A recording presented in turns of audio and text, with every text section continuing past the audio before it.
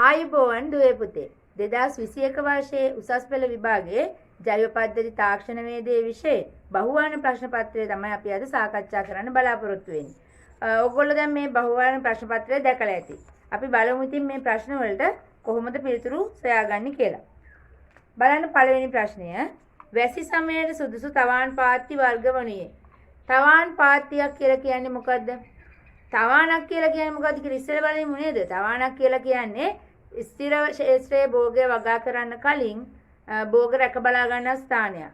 ඉතින් එතන මේ තවාණක් නිර්මාණයේදී අපිට තවාන් පාත්ති පාවිච්චි කරන්න පුළුවන්, තවාන් තැටි භාවිතා කරන්න පුළුවන්, තවාන් බඳුන් භාවිතා කරන්න පුළුවන්. ගොඩාක් ක්‍රම තියෙනවා. මේ අතරින් බහුලව භාවිතා වෙන ක්‍රමයක් තමයි මේ තවාන් පාත්ති. එතෙන්දිත් අපි තවාන් පාත්ති වර්ග තුනක් ඉගෙන ගන්නවනේ. උස්සු තවාන් පාත්තිය, ගිල්ලු තවාන් පාත්තිය සහ මට්ටම් පාත්ති කියලා. ඉතින් මෙතන අපෙන් අහන්නේ තවාන් පාත්ති වර්ගය. වැසි සමයට සුදුසු තවාන් පාත්ති වර්ගය. එතකොට මේ උස්සු තවාන් පාත්ති ගත්තම මේවා අපි කියනවා සාමාන්‍යයෙන් ජල වහනය හොඳින් සිදුවන නිසා වර්ෂාව අධික ප්‍රදේශවලට වඩාත් යෝග්‍යයි. ගිල්ලු තවාන් පාත්තිය ජලය එකස් වෙන නිසා වියලි ප්‍රදේශවලට වඩාත් යෝග්‍යයි. මට්ටම් තවාන් පාත්තිය අපිට එහෙම විශේෂයක් නැහැ.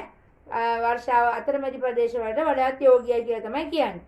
එතෙන්ද එහෙනම් මෙතනම අපේ පිළිතුර තියෙනවා වර්ෂාව සහිත ප්‍රදේශයකට ගැලපෙන උස්සු තවාන් පාත්ති නම් මෙතන පිළිතුර වෙන්න ඕනේ උස්සු තවාන් පාත්තිනේ. අපි බලමු. වැසි සමයට සුදුසු තවාන් පාත්ති වර්ගය වනුයේ 1 සමතලා පාත්තිය 2 උස්සු පාත්තිය. අපිට පිළිතුර තියෙනව නේද? එහෙනම් පිළිතුර අංක 2 උස්සු පාත්තිය.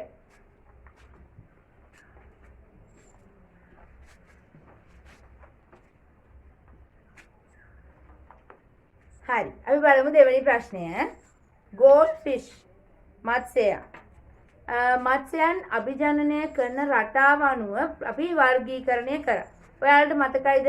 මත්ස්‍යයන් අභිජනනය කරන රටාව අනුව මත්ස්‍ය වර්ගීකරණය. අපි බලමු මතක් කරගමු.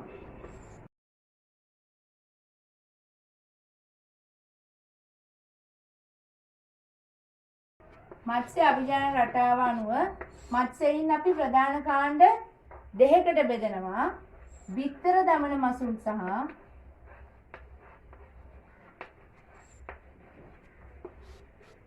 පැටවුන් දමන මසුන්.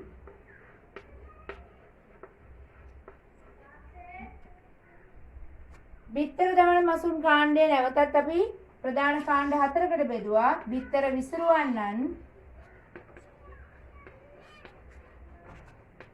විසුරුවන්නන්, බිත්තර තැන්පත් කරන්නන්,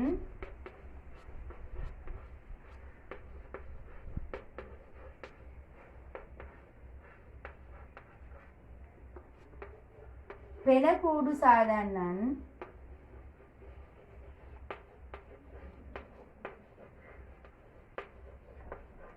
අවසාන වශයෙන් මෞක බීජ රකින්නන්.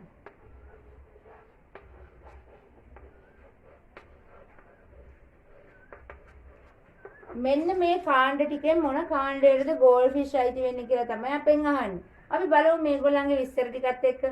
මුලින්ම බිත්තර දාන මසුන් කියලා කියන්නේ මේ මාළු බාහිර පරිසරයට ගැහැණු සතා බිත්තර එදුවට පස්සේ පිරිමි සතා ශුක්‍රාණු නිදහස් කරලා බාහිර පරිසරයේදී තමයි බිත්තර සංසේචනය වෙන්නේ.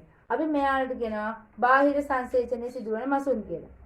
පැටවු දමන මසුන්ගේ ස්ත්‍රී මත්ස්‍යයාගේ දේහය තුළට ශුක්‍රාණු නිකුත් කිරීමක් කරන පිරිමි මත්ස්‍යයා විසින් ඊට පස්සේ දේහය තුළදී තමයි බිත්තර සංසේචනය වෙන්නේ. ඊළඟට ගැහැණු මත්ස්‍යයාගේ ශරීරය තුළ බිත්තර මෝරලා පැටවු තමයි එළියට බිහි වෙන්නේ. ඒක නිසා අපි මෙයාලට කියනවා අභ්‍යන්තර සංසේචනය පෙන්වන මසුන් කියලා. අපි මේ දෙක ගැන පොඩ්ඩක් මතක තියාගෙන උදාහරණ ගමු. පැටවු දාන මසුන්ට හොඳම උදාහරණය අපි හොඳටම දකින ගප්පි, ප්ලේටි වගේ මසුන්. ඊළඟට මේ බිත්තර දාන මසුනුත් බිත්තර දාන ආකාරය අනුව නැවත වර්ග 4කට බෙදුවනේ. පළවෙනි එක බිත්තර විසිරුවන. මේ මත්ස්‍යයන් පීන ඉන්න ගමන් බිත්තර ටික විසිරුවා හරිනවා. එතකොට කවුද මේ බිත්තර විසිරුවන මසුන්? මෙතන හොඳම උදාහරණය තමයි goldfish. ඒකට goldfish එන්නේ බිත්තර විසිරුවන අයට. ඊළඟ බිත්තර තැන්පත් කරන්න.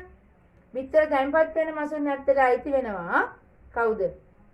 අපි දන්නවා ඒන්ජල්, ඩිස්කස් වගේ මාළු. මෙයාලා මේ මත්ස්‍ය ටැංකිය තුල තියෙන යම්කිසි උපත්සරයක් මත ලස්සනට බිත්තර සියල්ල අලවනවා. ඒගොල්ලෝ තමයි බිත්තර තැන්පත් කරන මසුන් කියන්නේ.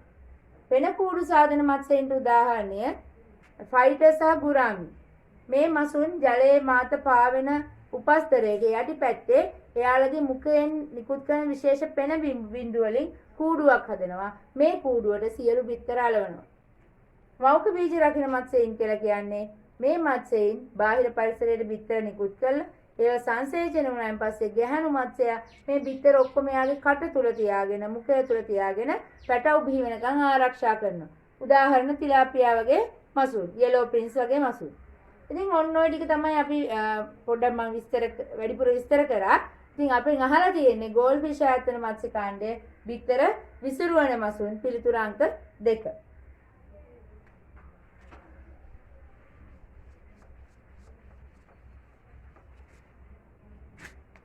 තුන්වෙනි ප්‍රශ්නය. ආහාර ද්‍රව්‍යවල ඇෆ්ලටොක්සින් නිෂ්පාදනයට හේතු වන දිලීර සමූහය වනුයි. දුවේ පුතේ මේ ඇෆ්ලටොක්සින් ගැන මීට කලින් අපිට මේ සමාජයේ ලොකු කතා බහකට ලක් වුණා පොල් තෙල් ආශ්‍රිතව නේද? එහෙනම් මේ ඇෆ්ලටොක්සින් හදන දිලීරය පිළිබඳව ඕගොල්ලන්ට හොඳ මතකයක් තියෙන්න ඕනේ. හොඳට මතක තියාගන්න ඇෆ්ලටොක්සින් හදන දිලීර කාණ්ඩය වෙන්නේ ඇස්පෙජිලස් කියන දිලීර කාණ්ඩය. ඇස්පෙජිලස් කියන දිලීර කාණ්ඩය. එහෙනම් පිළිතුර වෙන්න ඕනේ අංක 3. මෙතන මියුකා කියලා තියෙනවා. මියුකා කියන්නේ පාන් වල හැදෙන නිල් පාට දිලීර, නිල් පාට හුරු තද කළු පාට දිලීරයක් තමයි මියුකා කියන්නේ.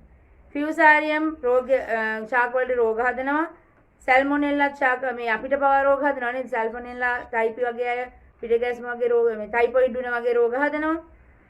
පෙනිසිලියම් කියන්නේ ප්‍රතිජීවක නිපදවන්න උදව් වෙන දිලීරයක්. ඉතින් මේ දිලීර අතරින් ඇස්පර්ජිලස් ෆ්ලේවර්ස් බොහෝ වෙලාවට ඇස්පර්ජිලස් කාණ්ඩයේ මත්ස්‍ය තමයි ඇස්පර්ජිලස් කාණ්ඩයේ දිලීර තමයි මේ ඇෆ්ලටොක්සින් කියන විෂ ද්‍රව්‍ය නිපදවන්නේ. එහෙනම් පිළිතුර අංක 3. 4 වෙනි ප්‍රශ්නය. ආහාර ඇසුරුම් වල කුඩා සිලිකා ජෙල් පැකට්ටුවක් යොදාගන්නේ ආහාර ඇසුරුම තුල. ඔයාලා දැකලා ඇති ඔයාලා කඩෙන් ගන්න විවිධ ආහාර ඇසුරුම් තුල චූටි සිලිකා ජෙල් පැකට් එකක් තියෙනවනේ. ඇයි මේ සිලිකා ජෙල් පැකට් එකක් ඇසුරුම තුලට දාන්නේ? ඒකට ප්‍රධාන හේතුව තමයි ආහාර ඇසුරුම තුල තියෙන තෙතමනේ ඉවත් කරන්න. මොකද සිලිකා ජෙල් වලට හැකියාවක් තියෙනවා වායුගෝලයේ තියෙන තෙතමනේ උරා ගන්න. එහෙනම් මොකද වෙන්න ඕන? තෙතමනය පාලනය කරන්න තමයි මේ සිලිකා ජෙල් දාන්නේ. මෙතන එතකොට පිළිතුර අංක 3. 5 වෙනි ප්‍රශ්නය. කැකුළු වී කෙටීමට සාපේක්ෂව තම්බන ලද වී කෙටීමේදී නොකැඩුණු සහල් ප්‍රතිශතය. කැකුළු වී කියන්නේ මොනවද? කැකුළු වී කියන්නේ ගොයන් වී අස්සනු නෙල ඉවර වෙලා තම්බන්නේ නැතුව වී කොටනකොට. මේ වී තම්බන්නේ නැතුව වී කොටලා හාල් කරනකොට මේ ඇටවල තියෙන ශක්තිමත් බව අඩු නිසා කැඩෙන සහල් ප්‍රමාණය වැඩි. ඒ කියන්නේ නොකැඩුණු සහල් ප්‍රතිශතය සාපේක්ෂව කැකුළු වී වල අඩුයි. හැබැයි අපි තැම්බූ සහල් පාවිච්චි කරනකොට සහල් තැම්බීමේදී සහල් ඇටය තුල තියෙන මේ වී තැම්බීමේදී වී ඇටය තුල තියෙන පිෂ්ඨ කණිකා එකට එකක් එකතු වෙලා තනි කණිකාවක් බවට පත් වෙලා ශක්තිමත් බව වැඩි වෙනවා. එහෙනම් මේ තැම්බූ වී කෙටීමේදී සහල් කැඩීමේ ප්‍රතිශතය අඩුයි. එහෙමනම් අපිට ලැබෙන නොකැඩුණු සහල් ප්‍රතිශතය වැඩි. හොඳට මතක තියාගන්න කැකුළු සහල් වලට වඩා තැම්බූ සහල් වල එහෙම නැත්නම් කැකුළු වී කෙටීමට වඩා තැම්බූ වී කෙටීමේදී ලැබෙන සහල් වල නොකැඩුණු සහල් ප්‍රතිශතය වැඩි. එහෙනම් මෙතන එන්න ඕනේ මොකද්ද? නොකැඩුණු සහල් ප්‍රතිශතය වැඩි කියලා බලන්න එක අඩුයි කියලා තියෙන. දෙවෙනි පිළිතුරේ තියෙනවා වැඩි කියලා. එහෙනම් පිළිතුර අංක 2. 6 වෙනි ප්‍රශ්නය. අර්ධ ස්ථිර පූර්ණ ආරක්ෂිත ගෘහයක් සඳහා උදාහරණයක් වනුයි. අපි දන්නවා ස්ථිර, අර්ධ ස්ථිර සහ తాවකාලික කියලා ආරක්ෂිත ගෘහ ප්‍රධාන කාණ්ඩ 3කට බෙදුවනේ අපි. ආරක්ෂිත ගෘහ.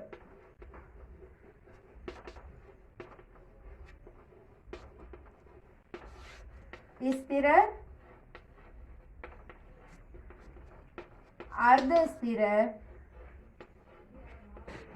සහ తాවකාලික.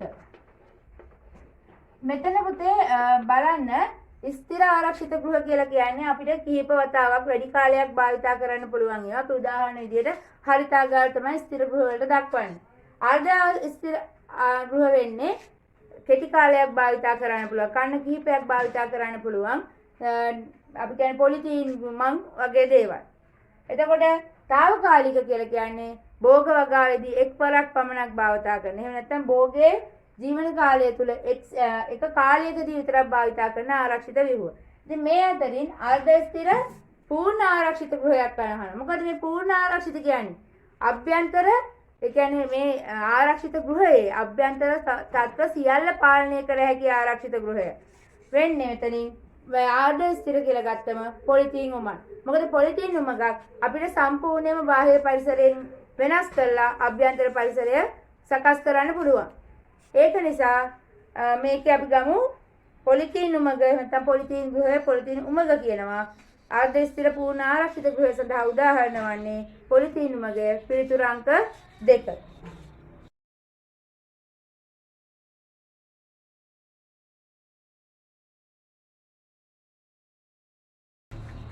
හත්වෙනි ප්‍රශ්නය.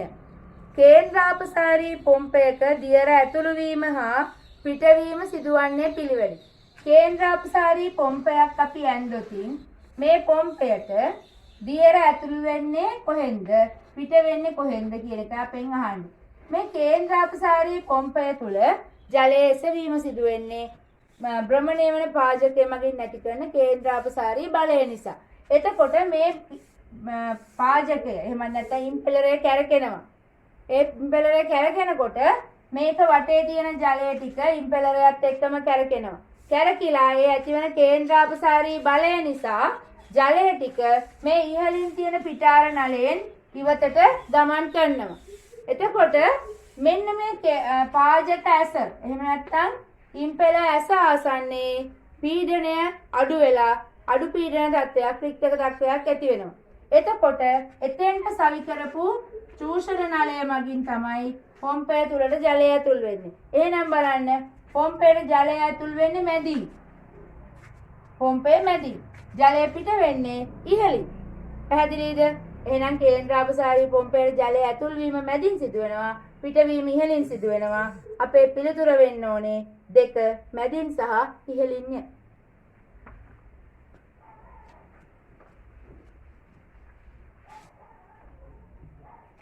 8 වෙනි ප්‍රශ්නය. ජයබෙරා ඉතා ජනප්‍රිය හා අලංකාර විසිතුරු ශාකයක් ලෙස හෝ කැපූ මල් ලෙස බහුලව භාවිතා වන ශාකයකි. ජයබෙරා ප්‍රධාන වශයෙන් ප්‍රචාරණය කරනු ලබන්නේ. ජයබෙරා ඔයගොල්ලෝ දන්නවා බාබන්ඩේසිය මල වගේ ඊට වඩා නටුව ශක්තිමත් මේ පෙති සංඛ්‍යාව වැඩි ඉතාමත් අලංකාර පුෂ්පයක් තමයි මේ ජයබෙරා කියන්නේ. අපනයන වෙළඳ පොලේදී ඉහළ ඉල්ලුමක් තියෙන මල් වර්ගයක්. මේ ජයබෙරා ශාක කොහොමද අපි ප්‍රචාරණය කරන්නේ? ජයබෙරා වල මව් ශාකයේ වටේට මොටියන් දානවා. අපි කියන්නේ පඳුරු දානවා කියලා. මෙන්න මේ පඳුරු දාලා ඇති වෙන මොටියන් වෙන් කිරීම මගින් තමයි අපි පැල ලබා ගන්නෙ. එහෙනම් මේකට පිළිතුර මොකද්ද? ජයබෙරා ප්‍රචාරණය සඳහා බහුලව භාවිතා වන ක්‍රමය වන්නේ මොටියන් මගිනි. පිළිතුර අංක 3.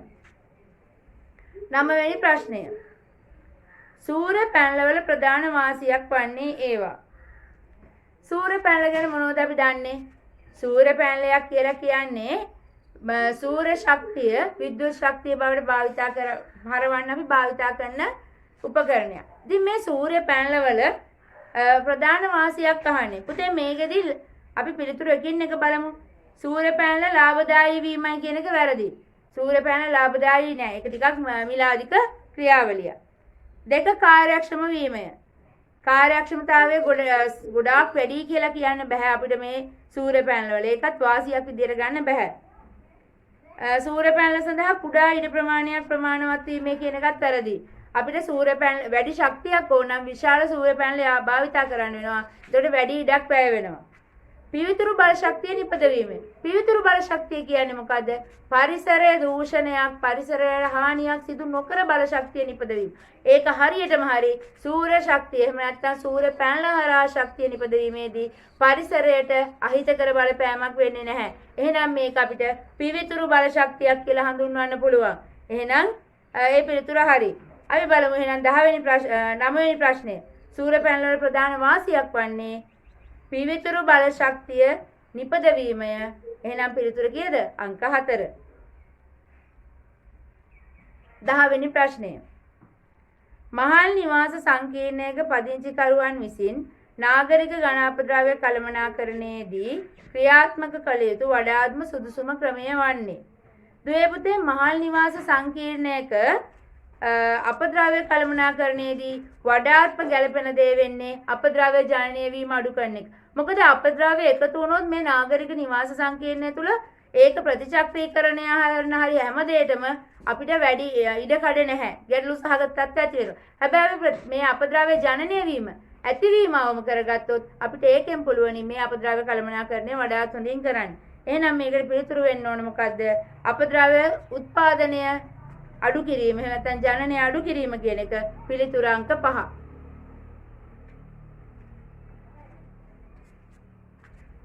එකොළොස්වෙනි ප්‍රශ්නය. ඇලුවියල් සහ පහත් බිමෙහි පිහිටි අවහියුමික් ග්ලේ පසෙහි භාවිත වගා කරන ප්‍රධාන භෝගය වනුයි. මොකද මේ පහත් බිම් වල තියෙන ඇලුවියල් එහෙම නැත්නම් අවහියුමික් ග්ලේ පස කියලා කියන්නේ. සාමාන්‍යයෙන් දුවේ පුතේ ගංගා නිම්නාශ්‍රිතව තියෙන ජලය වහනය දුර්වල අර මැටිමය වයනයක් තියෙන පස තමයි අපි මේ අවහියුමික් ග්ලේ පස එහෙමත් නැත්නම් ඇලුවියල් කියන කාණ්ඩ වලට ඇතුළත් කරන්නේ. එතකොට මේ වගේ පසක ලංකාවේ බහුලව භාවිතා කරන භෝගය මොකද්ද? ගංගා නිම්නාශ්‍රිතව බහුලව භාවිතා කරන භෝගය වී. නේද? අපිට මේ වතුර රැඳෙන මැටිමය පසක වගා කරන්න පුළුවන් හොඳම භෝගය වී. එහෙනම් පිළිතුර අංක 1 වීය. 12. පොදු පානීය ජල සැපයුමක් නිතරම පරීක්ෂා කළ යුත්තේ. පොදු පානීය ජල සැපයුමක්. අපි දන්නවා නගරයකට පානීය ජලය සපයන ජල සම්පාදන ජල සැපයුම් පද්ධතියක් ගත්තොත් මේකේ අනිවාර්යයෙන්ම ජලයේ ගුණාත්මක බව පිළිබඳ අවධානය යොමු කරන්න ඕනේ. එතෙන්දි වැඩිපුරම සැලකිලිමත් වෙන්න ඕනි මොනවා ගැනද? අපෙන් අහන පළවෙනි එක pH අගය සඳහාය. pH අගය සඳහා ලොකු සැලකීමක් වෙන්න ඕනේ නැහැ. මොකද pH අගය පාලනය කිරීම වෙනවා අපි භාවිතා කරන රසායනික ද්‍රව්‍ය හරහා. ක්ලෝරයිඩ් සඳහාය.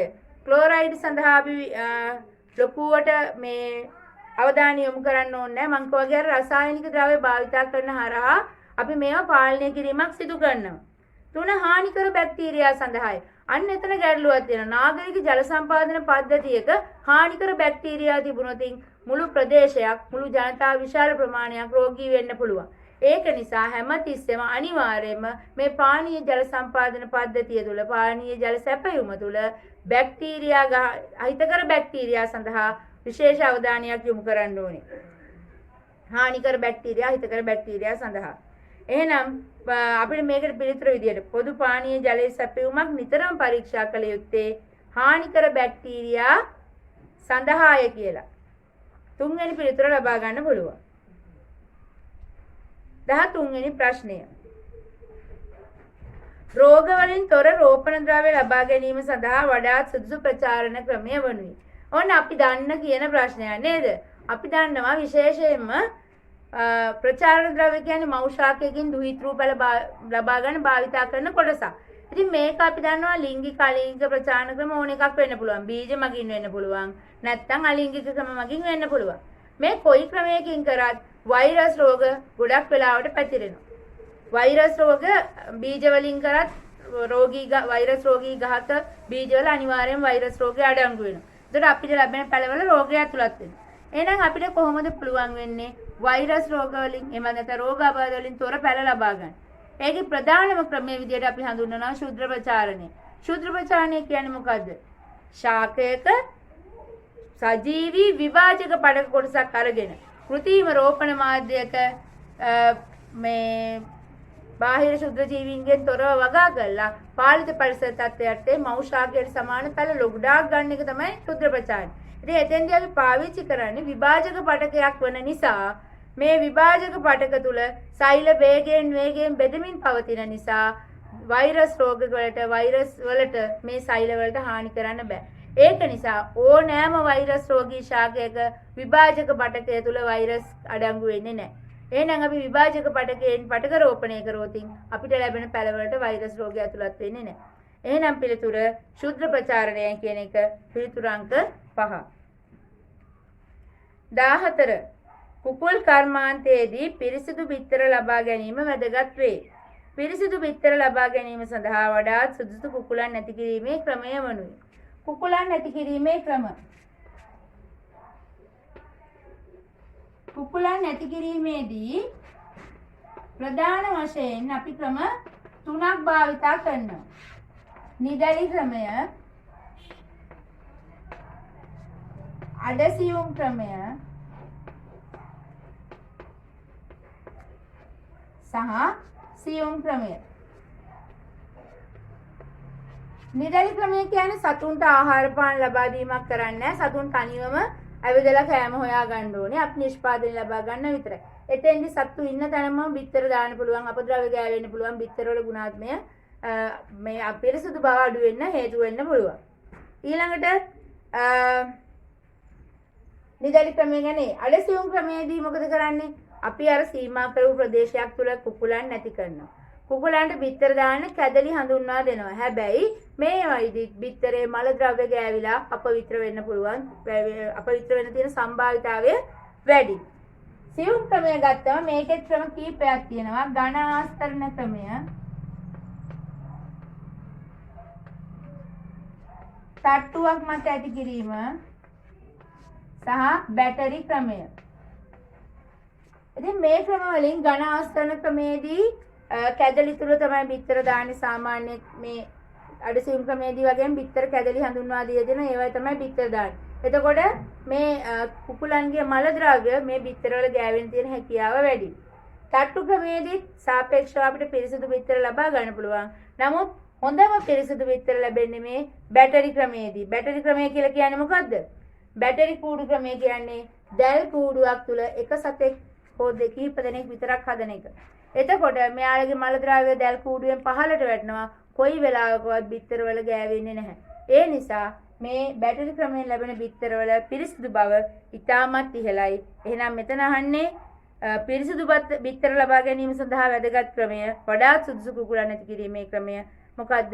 බැටරි ක්‍රමය. පිළිතුර අංක 4.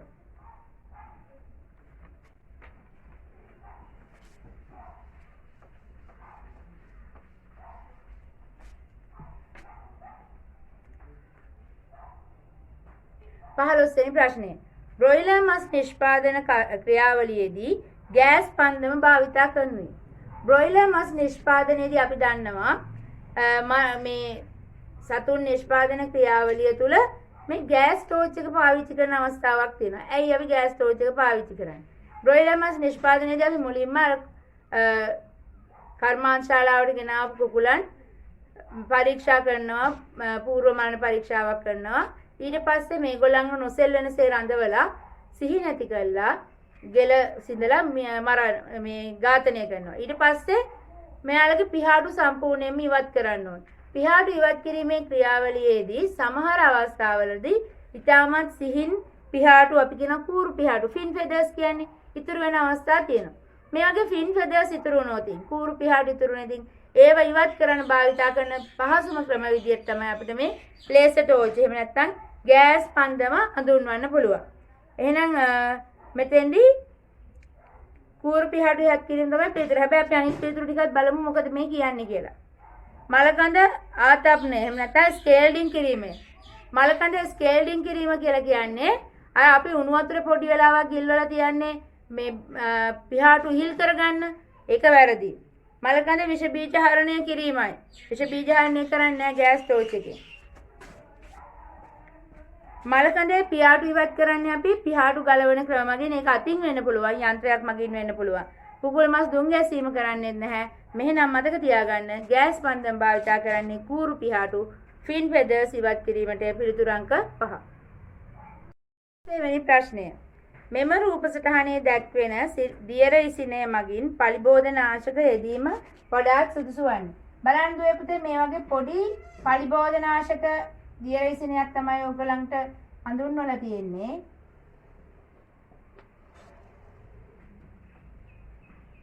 ඊට පස්සේ ලාංසයෙන් මෙහෙම දියර ඉසිනව දාලා තියෙනවා.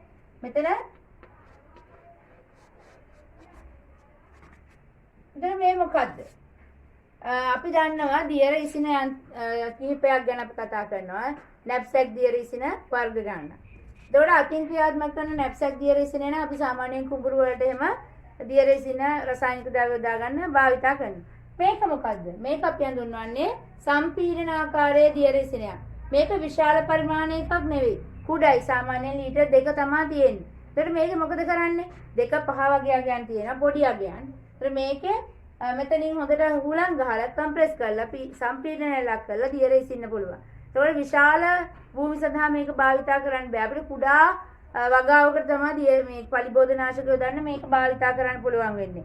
එතකොට කුඹුරු මේ පිළිතුරු වල තියෙනවා පළවෙනි එක කුඹුරු වලට කියලා. කුඹුරු වලට මේකෙන් ඉහින්න බෑ. අපි කොහොනේ කුඩා ශේෂ්ත්‍රයකට කියලා. ඒක හරියන්නේ නැහැ. බඩේනිකු ශේෂ්ත්‍ර වලට. බඩේනිකු ගහත් සාමාන්‍ය වගාව ලොකු වගාවක්. ඒ වගේම ගහ උසයි. මුදුනට යනකන් දිය රෙසින්න ඕන. මෙයා පාවිච්චි කරන්න බෑ. මෙයා අපිට මිටි ශාක වලට තමයි දිය රෙසින්න පාවිච්චි කරන්න පුළුවන්. ගෘහස්ත ශාක වලට. ගෘහස්ත ශාක කියන්නේ ගේ ඇතුළේ තියෙන ඒවානේ. ගේ ඇතුළේ තියෙන පරිබෝධනාශක හින්න අපි භාවිතා කරන්නේ මොකද්ද? හෑන්ඩ් ස්ප්‍රේ එකක්. ගෙවත්තේ ඇති පළතුරු ගස් වලට.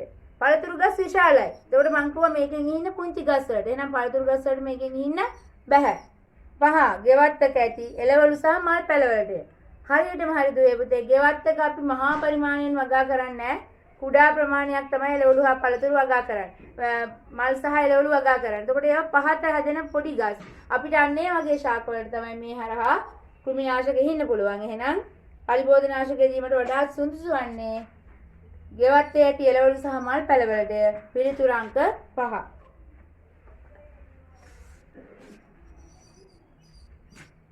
17 පාෂාණ හා ඉපනැලි සහිත තදපසක් සහිත සඳහා වඩාත් උචිත ප්‍රාථමික බිම් සැකසීමේ උපකරණය වනුයි.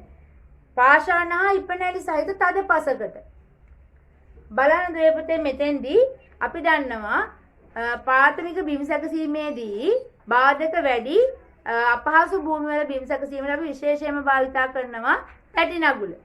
ඉතින් මේකෙදිත් අපි තැටි නගුල තමයි විය යුත්තේ. අපි බලමු පිළිතුරු ටික. එක උපපස් නගුල. උපපස් නගුල භාවිතා කරන්නේ යටිපස කඩන්න. යටිපස තද වෙලා තියෙන නැත්නම් උපපස තද වෙලා තියෙන අවස්ථාවලදී මේ උපපසේ තද වෙලා තියෙන උපපස බිඳින්න තමයි යටිපස් නගුල භාවිතා කරන්නේ. තැටි නගුල අපි කතා වුණු නිවැරදි පිළිතුර විය යුතුයි. 3 සැහැල්ලු යකඩ නගුල. සැහැල්ලු යකඩ නගුලෙන් අපිට තද වෙච්ච පාෂාණ බහුල පසක් කඩන්න බෑ. මෝල් බෝඩ් නගුල. මෝල් බෝඩ් නගුලත් අපි භාවිතා කරන්නේ පාෂාණ වගේ නැති බොහොම සැහැල්ලු පසක් පෙරලන්න. ජපන් පරිවර්තන නගුල කියන්නේ මෝල් බෝඩ් නගුල වගේමයි ආ භාවිතා විශේෂයෙන්ම ජපන් පරිවර්තන නගුල භාවිතා කරන්නේ කුඹුරු සඳහා. ඉතින් ඒ එකක්වත් වැරදි. එහෙනම් මෙතන පාෂාණ හා ඉපනැලි සහිත තද පසක් සඳහා වඩාත් යෝග්‍ය වන්නේ අපි මුලින් කිව්ව විදිහට තැටි නගුල. පිළිතුර අංක 2. 18 විදුලි බල්බයක් 230 වෝල්ට් බිත්ති පිටමුවකට සම්බන්ධ කළ විට ඇම්පියර් 10ක ධාරාවක් ගලා යන්නේ නම් බල්බයේ ප්‍රතිරෝධය විය යුත්තේ. V දීලා තියෙනවා 230යි.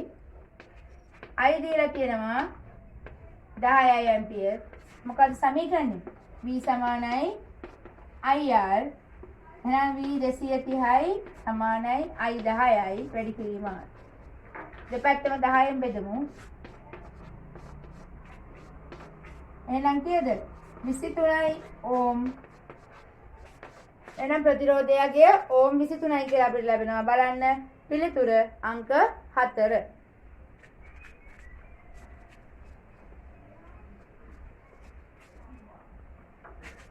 19 සමතුලිතතාවය යනු විවේකයේ සහ නිදහස් ගලා යාම සහතික කිරීම සඳහා භූදර්ශන නිර්මාණයේදී භාවිතා කරන ප්‍රධාන සංකල්පයකි.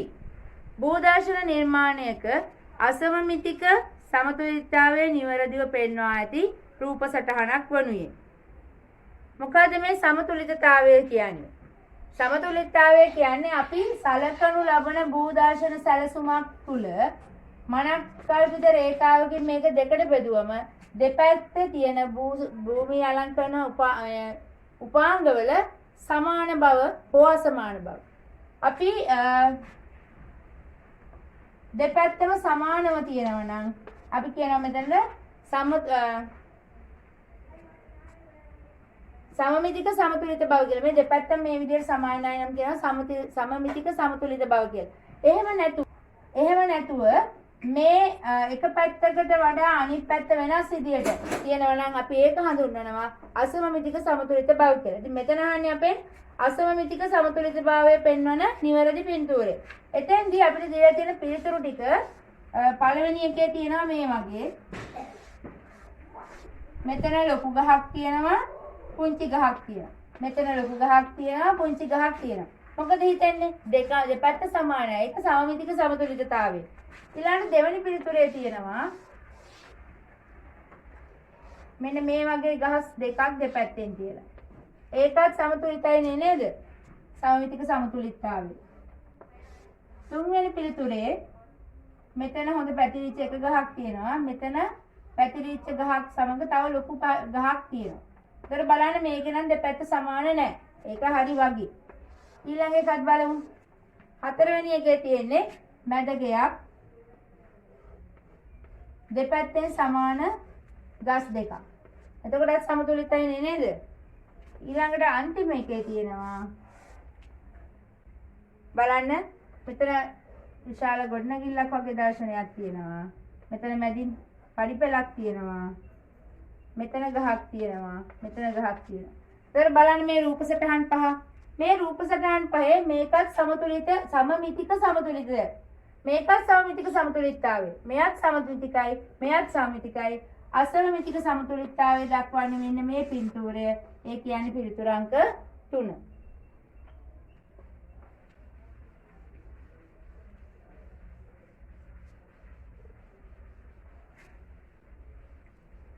හරි. අපි බලමු 20 වෙනි ප්‍රශ්නය.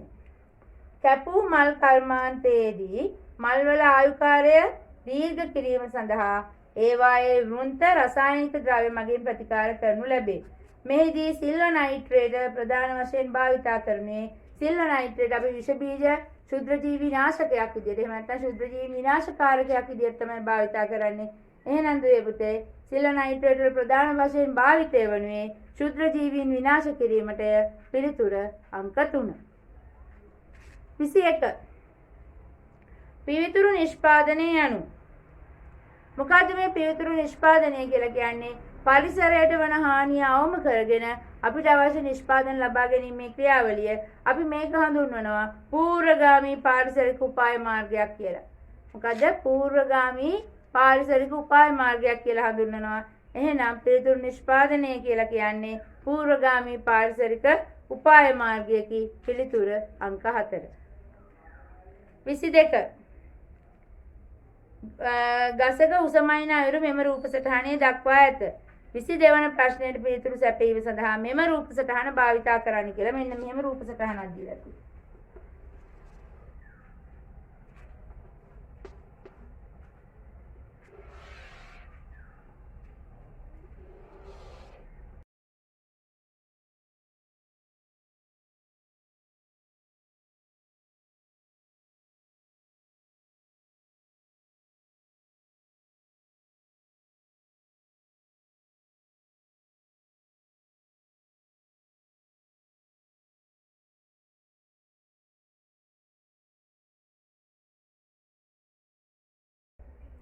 ඔන්න ඔක තමයි අපිට දීලා තියෙන රූප සටහන. අපෙන් අහන්නේ ගසේ උස වනුයේ. මෙන්න මේ ගහේ උස හොයන්න තියෙන්නේ. ගහේ උස කියන්නේ මේ h වලට මේ 2 මීටර එකතු කරාම ලැබෙන උස. h හොයන්නේ කොහොමද? දුවේ පුතේ මෙතන අංශක 45යි. මෙතන 45යි. මෙතනත් 45යිනේ. අපි මේකට දාමු ත්‍රිකෝණමිතික අනුපාතය. tan 45 සමානයි සම්මුඛ පාදයේ h බෙදීම බද්ධ පාදය 50. එතකොට tan 45 කියලා කියන්නේ කීයද? අපි දන්නවා අපි SFT වලදී මේක විශේෂයෙන් ඉගෙන ගන්නවා. tan 45 කියන්නේ 1 වැඩි කිරීම 50 සමානයි h. එහෙනම් h කියලා කියන්නේ මීටර් 50යි. එතකොට ගහේ උස මීටර් 50ද? නෑ. මෙතන තව මීටර් දෙකක් තියෙනවනේ. එහෙනම් ගහේ උස කීයද? මීටර් 52යි. ගහේ උස මීටර් 52යි. පිළිතුර අංක 4.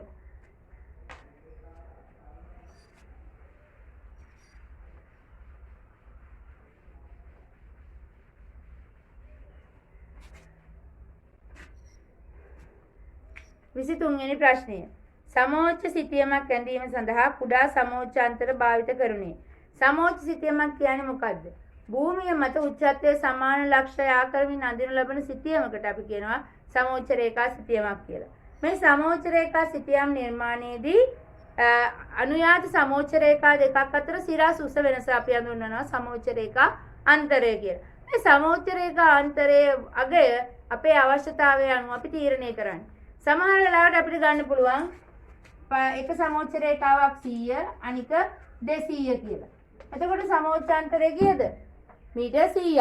එහෙම නැත්නම් ගන්න පුළුවන් 20 10 කියලා. සමෝච්ච රේඛාන්තරය මීටර් 10යි. ඒ වගේම තවත් සමහර වෙලාවට මීටරයේ සමෝච්ච රේඛාන්තරයක් කියලා අඳින අවස්ථා තියෙනවා. විශේෂයෙන්ම මෙන්න මේ වගේ අඩු සමෝච්ච රේඛාන්තර භාවිතා කරන්නේ අපේ ඉදිකිරීම් කටයුතු වලදී පස් කපලා පුරවන්න ඕනහම පස් ඉවත් කරන්න ඕනහම පරිමාව ගණනය කරන්න තමයි ඉතා කුඩා සමෝච්ච රේඛාන්තර භාවිතා කරන්නේ. එහෙනම් සමෝච්ච සිතියමක් ඇඳීම සඳහා කුඩා සමෝච්චාන්තර භාවිතා කරන්නේ පස් කපා පිරවීම අවශ්‍ය වූ විටදී පිළිතුර අංක 2. 24 ජල දූෂණය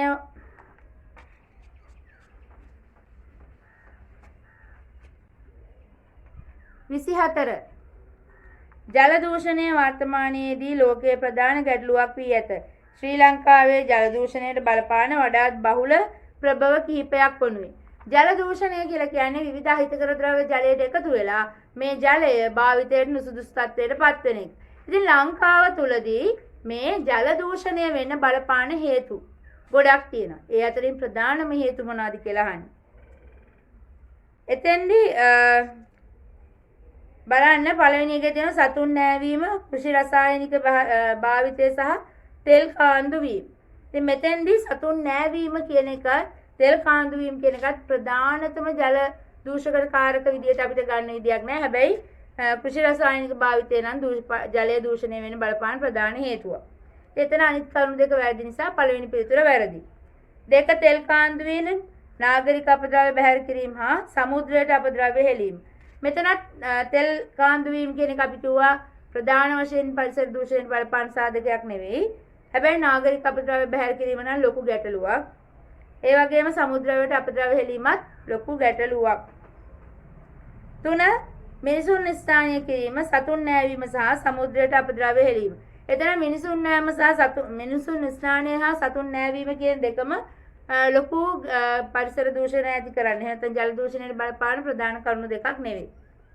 4 නාගරික අපද්‍රව්‍ය බැහැර කිරීම, කෘෂි රසායනික ද්‍රව්‍ය භාවිතය හා කාර්මික අපද්‍රව්‍ය බැහැර කිරීම. ඇත්තටම දුවේ පුතේ වර්තමානයේ නකොට ජල දූෂණයට බලපාන තියෙන ප්‍රධානම කරුණු තුන උතන තියෙනවා.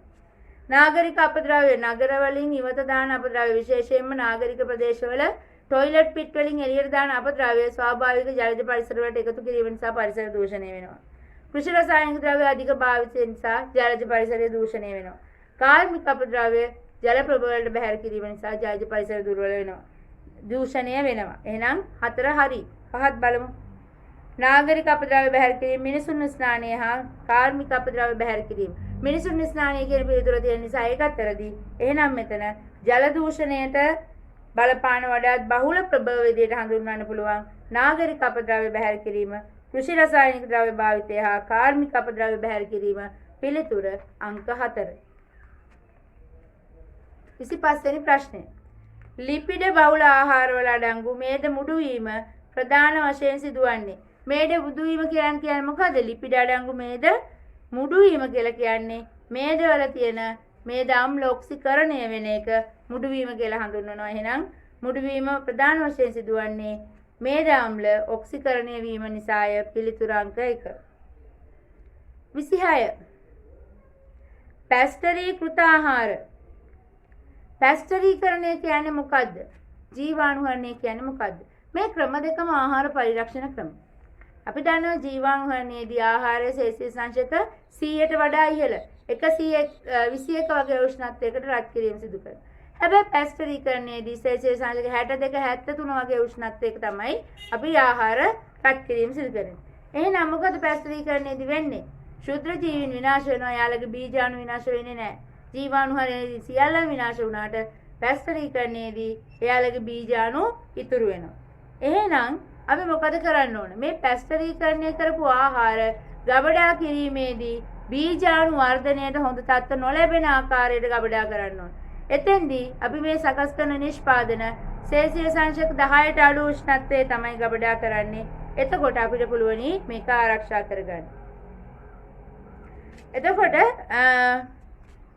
පැස්ටරීකృత ආහාර පළවෙනි එක තියෙනවා කාමර උෂ්ණත්වයේ ගබඩා කළ හැකි කියලා. ඒක වැරදි.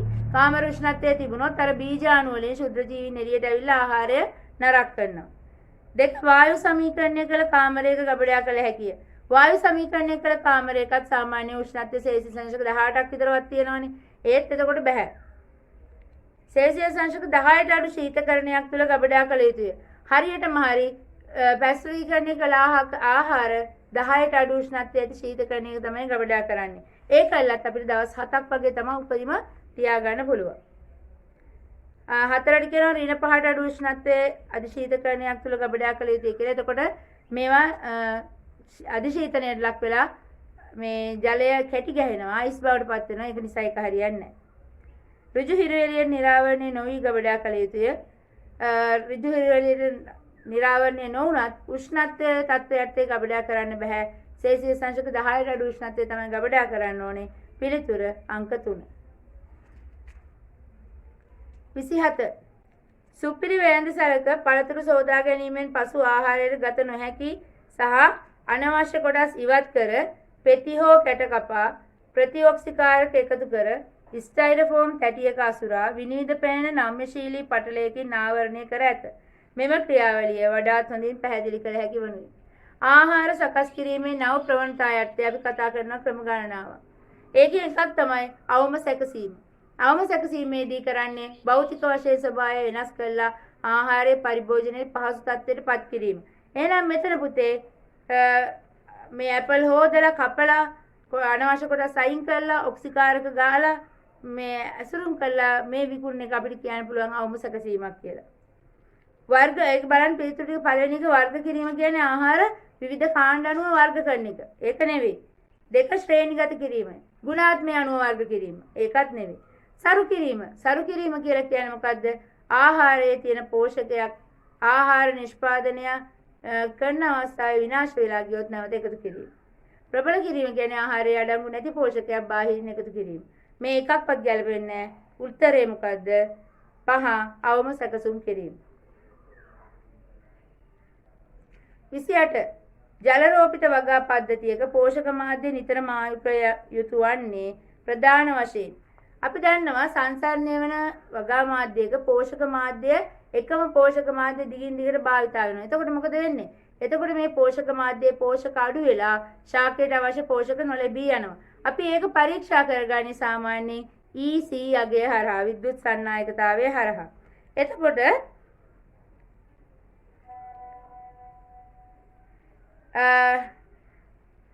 ජලරෝපිත වගා පද්ධතියේ පෝෂ්‍ය මාධ්‍ය අපි නිතර මාරු කරන්නේ මේ පෝෂක අඩු වෙන නිසා. එහෙනම් පිළිතුර මොකද්ද? ද්‍රාවණයේ ඇති පෝෂක ප්‍රමාණය වේගයෙන් අඩු වෙන නිසාය. පිළිතුර අංක 3. 29 ට්‍රැක්ටරයක බල සම්ප්‍රේෂණ පද්ධතියක ක්ලචය ප්‍රධාන වශයෙන් භාවිතා කරන්නේ. බල සම්ප්‍රේෂණ පද්ධතියේ ඉස්සරින්ම ඉන්නේ එන්ජිම. ඊට පස්සේ ඉන්නවා ජවරෝධය. ඊට පස්සේ ඉන්නවා ක්ලචය. ඊට පස්සේ ඉන්නවා ජියර් පෙට්ටිය. එතෙන්දි බලන්න මේ එන්ජිමේ නිපදවන ශක්තිය ජවරෝධය අරගෙන ක්ලචය හරහා තමයි එන්ජින් පෙට්ටියට ජියර් පෙට්ටියට ලබා දෙන්නේ. එතෙන්දි ජියර් මාරු කරන අවස්ථාවේදී මේ ජියර් කියන්නේ දැතිරෝධ. මේ දැතිරෝධ කැරකි තියෙනවා වාහනේ ගමන් කරනකොට. අපිට ජියර් මාරු කරන්න දැතිරෝධ මාරු කරන්න ඕනොත් කැරකෙන දැතිරෝධ වලින් ක්‍රියාව කරන්න බෑ, කැඩිලා යනවා. ඒක නිසා මොකද කරන්නේ? මේ ක්ලච් එක කියලා ලීවරයක් තියෙනවා. මේ ලීවරේ පෑගුවම මේ ක්ලච් එකේ තැටි දෙකක් තියෙන. මේ තැටි දෙක වෙන වෙනවා. එතකොට එන්ජිමෙන් එන බලය නිසා ක්ලච් එකේ මේ පැත්තේ තැටිය කැරකුණාට එහා පැත්තේ ජියර් පෙට්ටියට සම්බන්ධ තැටිය කැරකෙන්නේ නැහැ. එහෙනම් ජියර් පෙට්ටිය කැරකෙන්නේ නැහැ. අපිට අවශ්‍ය ජියර් එකකට සකස් කරලා ඊට පස්සේ නැවත ක්ලච් එකත් ඇල්ල ගමන යන්න පුළුවන්. එහෙනම් බලන්න මේකේ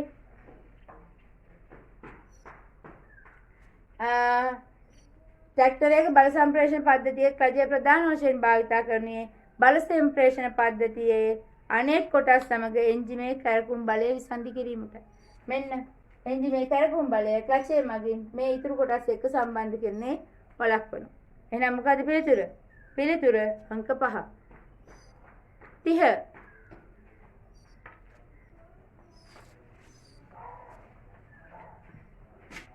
30 අභ්‍යන්තර දහන එන්ජිමක කැමි දණ්ඩයේ ප්‍රධාන කාර්ය වනුයේ.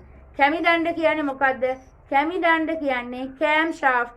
එහෙම නැත්නම් මේ එන්ජින්ම තුල එන්ජිමේ කපාට, චූෂණ කපාටේ සහ පිටාර කපාටේ නියමිත වේලාවට විවෘත කිරීම සහ වැසීම තමයි කැමි දණ්ඩෙන් කරන්නේ. ගොඩක් දරුවෝ මේක ක්‍රෑන්ක් ෂාෆ්ට් එකත් එක්ක පටලවාගෙන තිබ්බා. ක්‍රෑන්ක් ෂාෆ්ට් එකෙන් තමයි මොකද කරන්නේ? ක්‍රෑන්ක් ෂාෆ්ට් එකෙන් තමයි අර වෘත්තාකාර චලිතය රේඛීය නෑ මෙතන රේඛීය චලිතය එන්ජිමේ රේඛීය චලිතය වෘත්තාකාර චලිතයක් බවට පත් කරනවා. එහෙනම් පිළිතුර වෙන්න ඕන මොකද්ද? ආදාන හා පිටාර කපාට ක්‍රියාත්මක කිරීමය පිළිතුර අංක 3. 31 දැව ගබඩාවකට ගිය පුද්ගලයෙකුට එහි තිබූ දැව අතුරෙන් වැඩිම ඝනකමකින් යුක්ත කල් පවතින දැව වර්ගයක් හමු විය. මෙම දැවයේ අරටුව ක්‍රීම් පැහැයේ සිට රන්වන් පහය දක්වා වර්ණයෙන් යුක්ත බවද ඔහුට පෙනී ගියේය. කාලයත් සමග මෙය ක්‍රමයෙන් දුඹුරු පැහැයට හැරෙන බව දැව වෙළෙන්දා ඔහුට පැවසීය. මෙම විස්තරයට අනුව මෙම දැව වර්ගයට වඩාත් හොඳින් හඳුනාගත හැකි වනුයේ.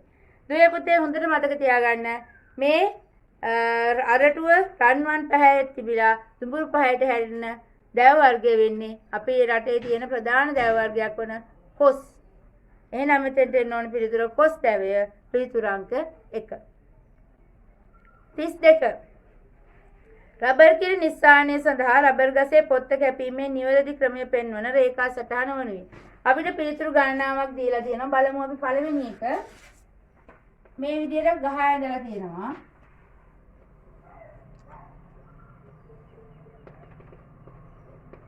මෙන්න මෙහෙම ඇඳලා තියෙනවා. මොකද්ද මේ කියන්නේ?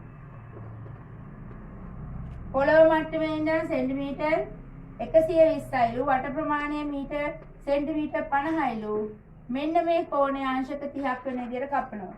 ඉතින් මොනවද මේ ගැන අපිට කියන්න තියෙන්නේ? රබර් කිරි නිස්සාරණයේදී අපි විශේෂයෙන්ම කතා කරන එකක් තමයි රබර් කිරි කපන්නේ පොළොව මට්ටමේ ඉඳන් සෙන්ටිමීටර් 120ක් උඩින්. එහෙනම් ඒක හරි. සෙන්ටිමීටර් 120ක් ඉහළින් තමයි රබර් කිරි කැපීම කරන්නේ. එතකොට එතන කෝණය වෙන්න ඕනේ අංශක 30ක කෝණයක්. එතකොට තමයි වැඩිම ෆ්ලෝයම් පටක සංඛ්‍යාවක් කැපිලා යන්නේ. එහෙනම් මේකත් හරි. අංශක 30ක කෝණයක්. ඊළඟට රබර් කිරි කපන්න පටන් ගන්නකොට අඩුම තරමේ ගහේ විශ්කම්භය සෙන්ටිමීටර් 50ක්වත් තියෙන්න ඕන. එහෙනම් මේකත් හරි. එහෙනම් නිවැරදි පිළිතුර මොකද්ද? මේකනේ. ඒ කියන්නේ අංක 1. එතකොට බලන්න අනිත් හැම පිළිතුරකම මොනවා හරි ගැටලුවක් තියෙනවා. දෙවෙනි එකේ කෝණය අංශක 45යි කියලා තියෙනවා. තුන්වෙනි එකේ පොළොව මට්ටමේ ඉඳන් සෙන්ටිමීටර් 50ක් උසින් කපනවලු. ඒ කියන්නේ දෙකට නැවීගෙන බඩ ගාගෙන තමයි කපන්න වෙන්නේ. පහසු වෙන තමයි 120 තියන් ඉන්නේ. හතරවෙනි එකේ පොළොව මට්ටමේ ඉඳන් මීටර් 50 අරන් තියෙන එකත් වැරදි. සෙන්ටිමීටර් 50 අරන් තියෙන කොහොමත් වැරදි. තුන්වෙනි එකේ කැපුම තිරස්ස දානවා කියලා තියෙනවා. ඒකත් වැරදි. 32 සඳහා පිළිතුර අංක 1. 33 සක්‍රීය කාබන් නිපදවීම සඳහා පොල්කටු පුරුස්සනු ලබන්නේ. මතක තියාගන්න දුවේ පුතේ පොල්කටු අඟුරු සෑදීමේදී සහ සක්‍රීය කාබන් සෑදීමේදී අඩු ඔක්සිජන් සහිත අධික උෂ්ණත්ව තත්ත්වයට තමයි අපි පොල්කටු දහනය කරන්නේ. එහෙනම් මොකද්ද වෙන්න ඕන? අඩු උෂ්ණත්ව සහ අඩු ඔක්සිජන් සහ අධික උෂ්ණත්ව තත්ත්වයට දහනය කරන්න ඕනේ. පිළිතුර අංක 3. දුවේ පුතේ මේ 33 වෙනි ප්‍රශ්නේ අනිත් පිළිතුරු ටිකක් චුට්ටක් බලමු. අඩු ඔක්සිජන් සහ අඩු උෂ්ණත්ව තත්ත්වයටදී අඩු ඔක්සිජන් අඩු උෂ්ණත්ව තත්ත්වයටදී අපිට පොල් කටු දහනය කරලා අඟුරු ලබා ගන්න බෑ. වැඩි උෂ්ණත්වයක් අනිවාර්යෙන් අවශ්‍යයි. ඉහළ ඔක්සිජන් සහ අඩු උෂ්ණත්ව තත්ත්වයක් ඇත්තේ. ඉහළ ඔක්සිජන් සාන්ද්‍රණයක් තිබ්බොත් පොල් කටු අඟුරු ටික සම්පූර්ණයෙන්ම දහනය වෙලා අලු බවට පත් වෙනවා. අපිට අඟුරු ඉතුරු වෙන්නේ නැහැ. හතරවෙනි පිළිතුරේ කියන්නේ ඉහළ ඔක්සිජන් සාන්ද්‍රණයක් ගැන. ඒක හරියන්නේ නැහැ. පහ උෂ්ණත්ව පානයකින් තොරව එළිමහණය එහෙම වුණත් පොල් කඩු ටික සම්පූර්ණයෙන්ම දහන වෙලා ආලු විතරයි ඉතුරු වෙන්නේ. එහෙනම් මේ පොල් කඩු දාණයේදී සම්පූර්ණයෙන්ම දහණය වෙන්නත් ඕනේ. ඒ කියන්නේ අලු වෙන්නේ නැතුව අඟුරු දක්වා දහණය වෙන්න ඕනේ. මේක පාලනය කරපු තත්ත්ව තියෙන්න ඕනේ. අපි එතෙන්දි පාලනය කරන්නේ ඔක්සිජන් ප්‍රමාණය අඩු කරලා උෂ්ණත්වය වැඩි කරනවා. එතකොට තමයි මේක අපිට අවශ්‍ය ප්‍රමාණයට දහණය වීම සිදු වෙන්නේ. එහෙනම් අපේ පිළිතුර අංක 3 හරි. 34 ඉලෙක්ට්‍රොනික පරිපථයක අඩංගු හොඳ සංවේදකයක් මගින් මනිනු ලබන ගුණාංගයට. ඉලෙක්ට්‍රොනික පරිපථයකට අපි සංවේදකයක් දානකොට ඒ සංවේදකයේ තිබිය යුතු විශේෂ ලක්ෂණයක් අහන්නේ. මොකද විශේෂ ලක්ෂණ වෙන්න ඕනේ? මෙයා අපිට අවශ්‍ය ගුණාංගයට ඉතාමත් සංවේදී වෙන්න ඕනේ. හැබැයි අනෙක් ඒවාට සංවේදී වෙලා හරියනවද නැහැ? උදාහරණයක් විදිහට ගන්න අපි හරිතාගාරය තුල උෂ්ණත්ව සංවේදකයක් දානවා. එහෙනම් එයා උෂ්ණත්වය අපි දෙන පරාසය. අපි හිතමු උෂ්ණත්වය හරිතාගාරය තුල සෙල්සියස් අංශක 26 ඉඳන් 28 වෙනකම් පවත්වා ගන්න ඕනි කියලා. එහෙනම් මේ සංවේදකය 26 28 දෙක සංවේදනය කරන්න ඕනේ. හරියට සංවේදනය කරන්න ඕනේ 28 වලට අඩු වෙනකොට ටක් ගාලා කියන්න ඕන ඔන්න උෂ්ණත්වය අඩු වෙනවා කියලා. එහෙනම් මේ අදාළ ලක්ෂණය කෙරෙහි ඉතාමත් සංවේදී වීම අනිවාර්යයි. එහෙමයි කියලා මේ උෂ්ණත්ව සංවේදකයේ සංවේදනය ක්‍රියාත්මක වෙනවද? මේ ආර්ද්‍රතාවය අඩු වුණාම නැහැ. අනිකුත් සාධක වලට මේවා ප්‍රතිචාර දක්වන්න බෑ. එහෙනම් මොකද වෙන්න ඕන? පළවෙනි පිළිතුරේම අපිට උත්තරේ තියෙනවා ඊතා සංවේදී විය යුතු අතර අනෙකුත් යෙදුම් ගුණාංග වලට සංවේදී නොවිය යුතුය. අදාළ ලක්ෂණය කෙරෙහි මනිනු ලබන ගුණාංගය කෙරෙහි ඉතාමත් සංවේදී වෙන්න ඕනේ. අනෙක් ලක්ෂණ වලට සංවේදී වෙන්න බෑ. එහෙනම් පිළිතුර අංක 1. ප්‍රශ්නාංක 35ට පිළිතුරු සැපයීම සඳහා පහත රූප සටහන් භාවිතා කරන්න. බලන්න මේකේ තියෙනවා මෙන්න මේ වගේ රූප සටහනක්.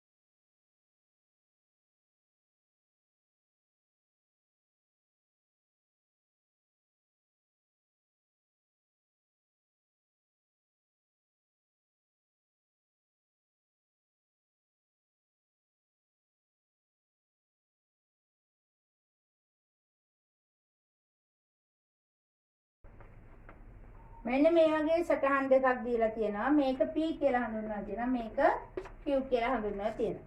ඉහත රූප සටහන් වල මේ P හා Q ගැන අපෙන් අහන්නේ. බලන්න දෙපොතේ මේ තියෙන පාලක පද්ධති දෙකක්. මේ පාලක පද්ධතිය ආදානය පාලකයෙන් ඇවිල්ලා ඒක මගින් අදාළ සංඥාව දීලා සැකසුම ක්‍රියාත්මක වෙලා ප්‍රතිදානයක් යනවා. එතෙන්දී නැවත සංවේදනය වෙලා අවශ්‍ය තොරතුරු පාලකයට ලබා දෙනවා. මේ වගේ පාලක පද්ධතියක් අපි හඳුන්වනවා සංවෘත පාලක පද්ධතියක් කියලා. හැබැයි බලන්න දෙවෙනි එකේ ආදානයේ පාලකයේ පාලක සංඥා සැකසුම ප්‍රතිදානය මෙතන නැවත ප්‍රතිදානයේ ක්‍රියාවලිය ඇගීමකට ලක්වීමක් සිදු වෙන්නේ නැහැ. එහෙනම් මේක අපි හඳුන්වනවා විවෘත පාලක පද්ධතියක් කියලා. එතකොට අපි අහන්නේ P හා Q ගැන. බලන්න P සහ Q යන දෙකම පාලක පද්ධති නොවේ. වැරදි දෙකම පාලක පද්ධති. දෙවෙනි පිළිතුර P හා Q යන දෙකම විවෘත පුඩු පාලක පද්ධති වේ. විවෘත පුඩු පාලක පද්ධතිය වෙන්නේ Q පමණයි, P නැහැ. 3 P හා Q දෙකම සංවෘත පුඩු පාලක පද්ධති වේ. P සංවෘත පුඩු පාලක පද්ධතියක්, Q කියන්නේ විවෘත පුඩු, ඒක වැරදි. 4 P යනු සංවෘත පුඩු පාලක පද්ධතියක් වන අතර Q යනු විවෘත පුඩු පාලක පද්ධතියයි. ප්‍රකාශනය හරියටම හරි. P කියන්නේ සංවෘත පාලක පුඩු පද්ධතියක්, ෆීඩ්බැක් එකක් තියෙනවා, නැවත පසු විපරමක් තියෙනවා. හැබැයි Q කියන්නේ විවෘත පාලක පද්ධතියක්. පිළිතුර අංක 4. 36 තේ නිෂ්පාදන ක්‍රියාවලියේදී තේදළු මැලවීමේ ප්‍රධාන අරමුණ වනුයේ. තේ නිෂ්පාදන ක්‍රියාවලියේදී අපිට මතකයි කඩාගෙන ආපු තේදළු මැලවීම සිදු කරනවා. මැලවීමෙන් පස්සේ තමයි අපි ඇඹරීම කරන්නේ. අඹරලා ඉවර වෙලා ඒක ප්‍රමාණවත් ගන්නට ඇඹරුණායින් පස්සේ ෆර්මන්ටේෂන් නැත්නම් පැසවීම සඳහා තියෙනවා. ඊට පස්සේ වියලීම. ඊට පස්සේ තමයි අපි පිරිසිදු කිරීම, ශ්‍රේණි කිරීම සහ ඇසුරුම් කිරීම කරන්නේ. එතන මෙන්න මේ ප්‍රධාන පියවර වලින් අපිට අවශ්‍ය වෙන්නේ මේ මැලවීමනේ. මෙතෙන්දි මොකද කරන්නේ? මේ නෙලාගෙන එන තේදළු විශාල ටබ් වලට දාලා ටැංකිය වලට දාලා මේක යට ටැංකිය යට පතුලේ තියෙන දැලට උඩින් තමයි මේ තේකොළ දාන්නේ. ඊට පස්සේ ඊට යටින් උණුසුම් වායු ධාරාවක් යවනවා. උණුසුම් වායු ධාරාවක් කියන්නේ සෙල්සියස් අංශක 100 නෙවෙයි යන්තම් රස්නේ මද රස්නේ වායු ධාරාවක් යවන්නේ. එතකොට මොකද වෙන්නේ? මේ තේදළු ඉතා ඉක්මනින් මැලවීමකට ලක් වෙනවා. තෙතමන ප්‍රතිශතය අඩු වෙනවා. එතකොට ඇඹරීමේදී අපි තේදළු අඹරන පියවරේදී කුඩු වෙන්නේ නැතුව ඇඹරිලා වයර් වගේ ෂේප් එකක් එනවා. අපිට ඒක තමයි තේදළු වල කරගන්න ඕනේ. එහෙනම් નિયમિત විදිහට අඹරලා හැඩය ලබා ගන්න නම් මේ තේදළු වල තෙතමන ප්‍රතිශතය අඩු කරන්න ඕනේ. එහෙනම් අපි මොකද කරන්න ඕනේ? මැලවීමට ලක් කරන්න ඕනේ. පිළිතුරු ටික බලමු. ඔක්සිකරණ ක්‍රියාවලිය වැඩි දියුණු කිරීම. මෙතෙන්දී ඔක්සිකරණ ක්‍රියාවලිය වැඩි දියුණු කරන්නේ පැසවීමේදී. එන්සයිම් ප්‍රතික්‍රියා අක්‍රිය කිරීම. ඔයාලට මතක ඇති එන්සයිම් ප්‍රතික්‍රියා අක්‍රිය කිරීම අපි කරන්නේ කොළ තේ නිෂ්පාදනයේදී විතරයි. කළු තේ නිෂ්පාදනයට ඒක අදාළ නැහැ. නිපද වූ තේවල රසය වැඩි දියුණු කිරීම වෙන්නේ මේ පැසවීමේදී ඇති වෙන තියෝබ්‍රේවින් සහ තියුරිබින් කියන සංයෝග දෙකේ අනුපාතය අනුව. නිපද වූ තේවල වර්ණය වැඩි දියුණු කිරීම සඳහා තමයි පැසවීම කරන්නේ. එතකොට තමයි කළු පැහැ ලැබෙන්නේ. බලන්න තේදළු වල තෙතමනය අඩු කිරීම මැලවීම මගින් බලාපොරොත්තු වෙන්නේ ඒක. එහෙනම් පිළිතුරු අංක 5.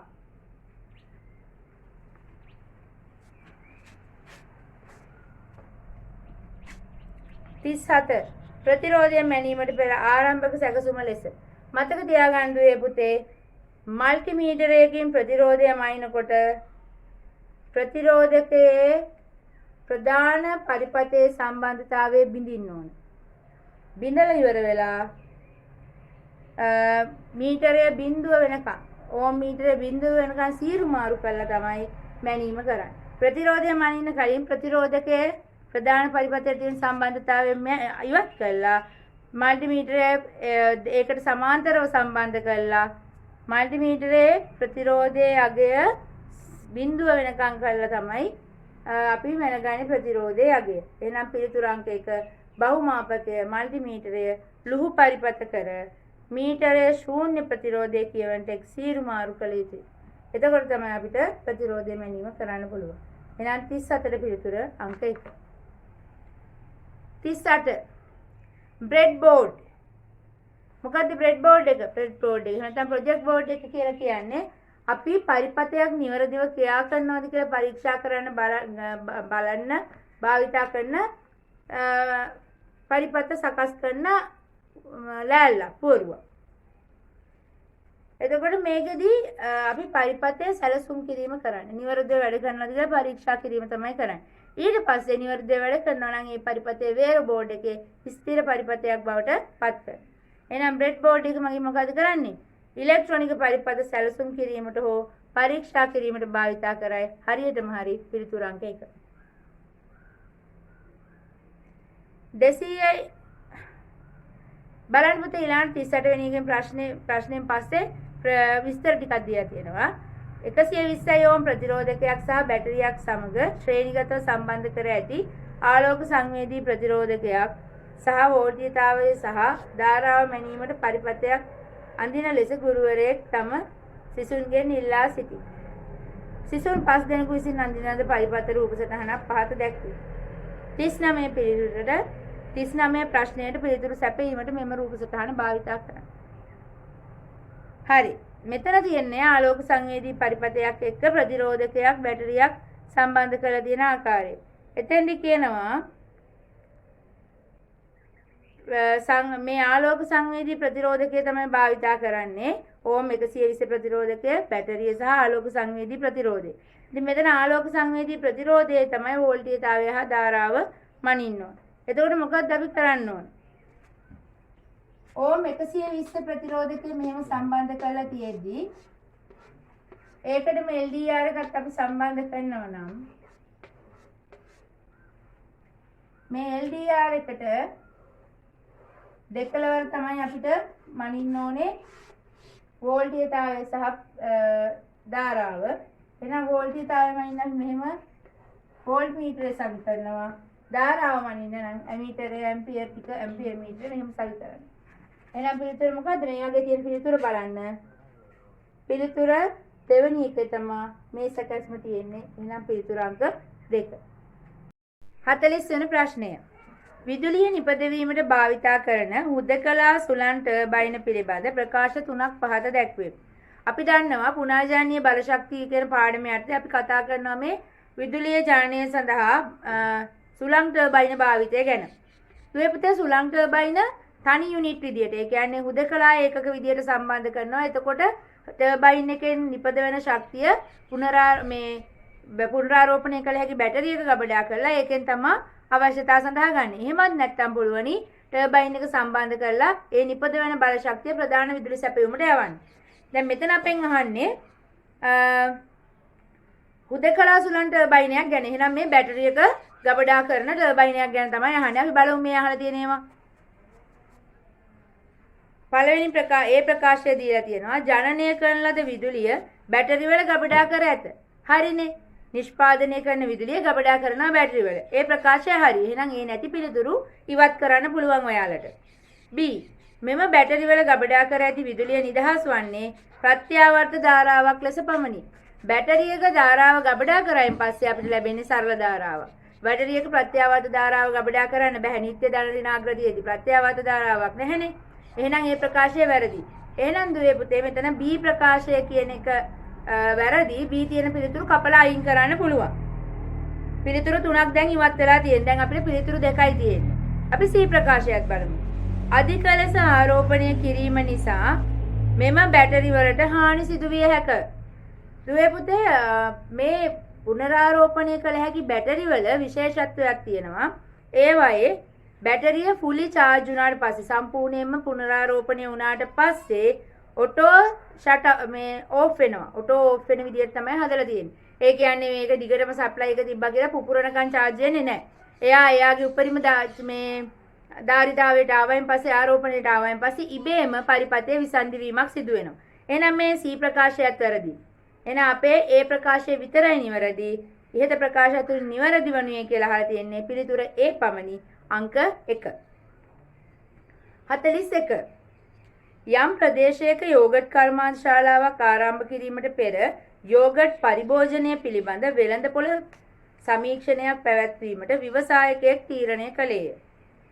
ඔහු වෙළඳපොළ සමීක්ෂණය සිදු කිරීම අතරතුර ප්‍රාථමික හා ද්විතීයික දත්ත එකතු කළේය. ඔහුගේ ද්විතීයික දත්ත මූලාශ්‍ර සඳහා උදාහරණයක් වන්නේ අපි දන්නවා අපිට වෙළඳපොළ පිළිබඳ සමීක්ෂණ කරන්න ක්‍රම ගොඩාරියක් තියෙනවා. ඒ අතරින් එක ක්‍රමයක් තමයි මේ ප්‍රාථමික දත්ත සහ ද්විතීයික දත්ත ලබාගෙන කරන ක්‍රමය. ඒතකොට ප්‍රාථමික දත්ත කියන්නේ ඍජුව පාරිභෝගිකයාගෙන් ලබා ගන්න තොරතුරු. අපි හිතමු ප්‍රශ්නාවලියක් පුරවුවා කියලා. එතකොට මේ ප්‍රශ්නාවලියෙන් ගන්නා තොරතුරු අයිති වෙන්නේ ප්‍රාථමික දත්ත වලට. එහෙනම් මොනවද මේ ද්විතීයික දත්ත කියන්නේ? දුවේ පුතේ ද්විතීයික දත්ත කියන්නේ වෙනත් ආයතනයක් මගින් දත්ත එක්කව කරලා සකස් කරපු මූලාශ්‍රයන්. උදාහරණයක් විදිහට හිතන්න මෙහෙම මහා බැංකුව වාර්තාව කියන්නේ ද්විතීයික දත්තයක්. අපි හිතමු දැන් මම කර්මාන්ත ශාලාවක් කරන්න යනකොට මට ලකි යෝගට් එකේ කරපු මේ වගේ මේ සමීක්ෂණයක වාර්තාවක් හම්බ වෙනවා. ඒක ද්විතීයික දත්තයක්. ඒතකොට අන්න ඒ වගේ වෙනත් ආයතනයක් වගින් ප්‍රාථමික දත්ත එකතු කරලා සකස් කරපු ලේඛනයක් අපි ද්විතීයික දත්ත විදිහට හඳුන්වනවා.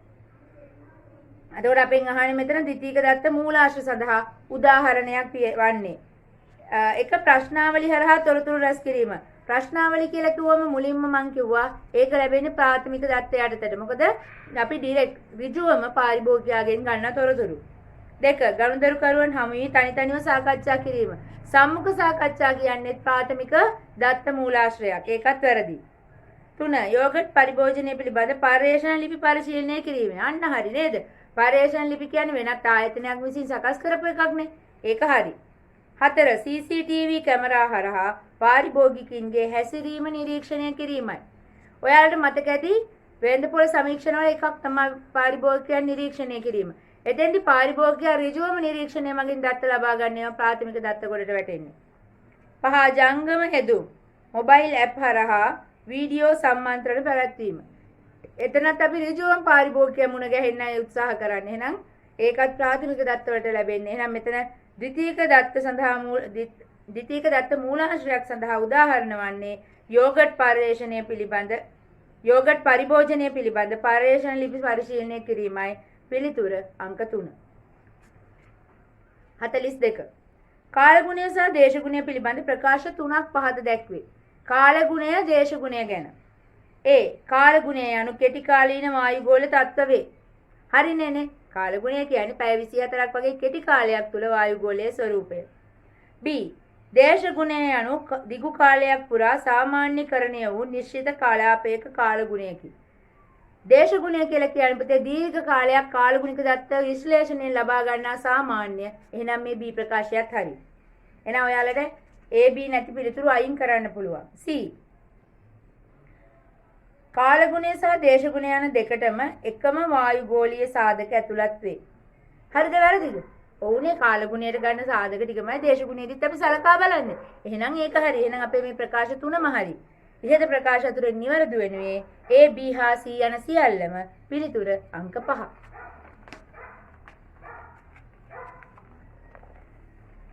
43. සිසුවෙක් තම පාසල් වත්තේ පස පිළිබඳ පහත නිරීක්ෂණ සිදු කළේය.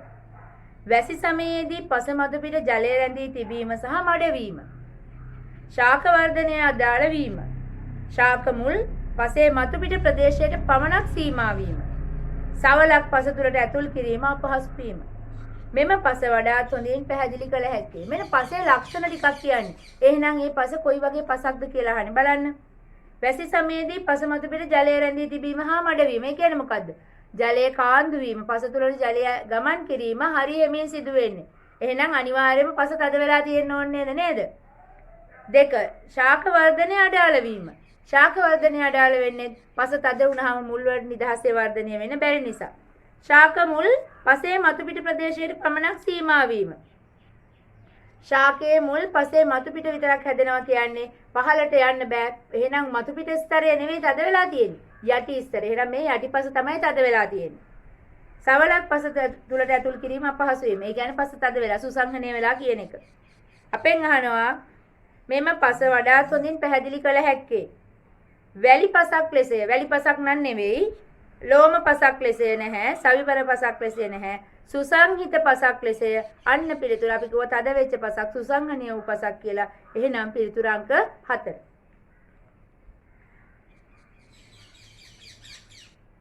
බලන්න ඊළඟට සිතියම් වල භාවිත වන සංකේත කිහිපයක් පහත රූප සටහනේ දක්වා ඇත. 44 වෙනි ප්‍රශ්නයට පිළිතුරු සැපයීම සඳහා මෙම රූප සටහන භාවිත කරන්න. බලමු.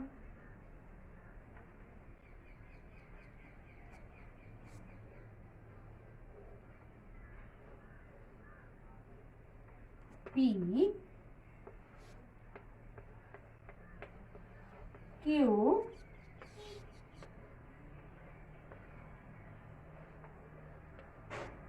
R 44 වෙනි ප්‍රශ්නය අහනවා ඉහත රූප සටහනේ P Q හා R යන සංකේත නියෝජනය කරන්නේ පිළිවෙලින්. මොකද පුතේ මේ P කියන්නේ? මේ තමයි පාලම නිරූපණය කරන්නේ මෙහිමයි අපි භූමිය අලංකරණයේදී සහ බිම් මැනීමේදී. Q කියලා කියන්නේ මේ තියෙන්නේ දුම්රිය මාර්ගය.